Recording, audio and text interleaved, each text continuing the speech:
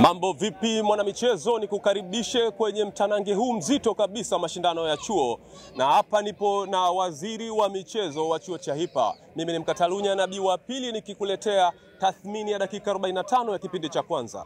Mambo vipi? Poa.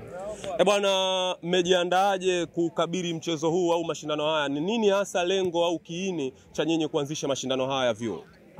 Kwanza kitu kimoja. Kwa majina anaitwa Amera Misfikirini, ni waziri wa michezo Hipa. Tumejiandaa kwa michezo hii kwa lengo moja, wasomi na michezo, sio kusoma tu. Unajua michezo inaunganisha watu.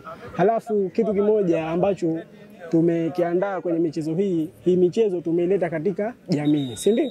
Katika jamii kwamba kukitangaza pia chuo chetu cha utawala wa umma Hipa. Katika mashindano haya nini ambacho mnategemea? Kwa mfano mtu ambaye anapatikana kama mshindi, kwa sababu ninapofahamu mimi mashindano haya yanachezwa kwa mtindo wa bonanza, ambapo leo kuna michezo ambayo ilipigwa na kesho pia kutakuwa kuna michezo ambayo inapigwa. Kuna chochote ambacho atakipata mshindi katika mashindano haya? Ndio, zawadi lazima ziwepo.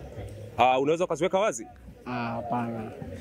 Okay, asante sana. Nilikuwa na waziri wa michezo wa chuo cha Hipa ambaye alikuwa akielezea nini hasa malengo au kusudio la michuano hii au mashindano haya. Naitwa Mkatalunya Nabii wa pili, endelea kuungana nasi mpaka tamati ya mchezo huu.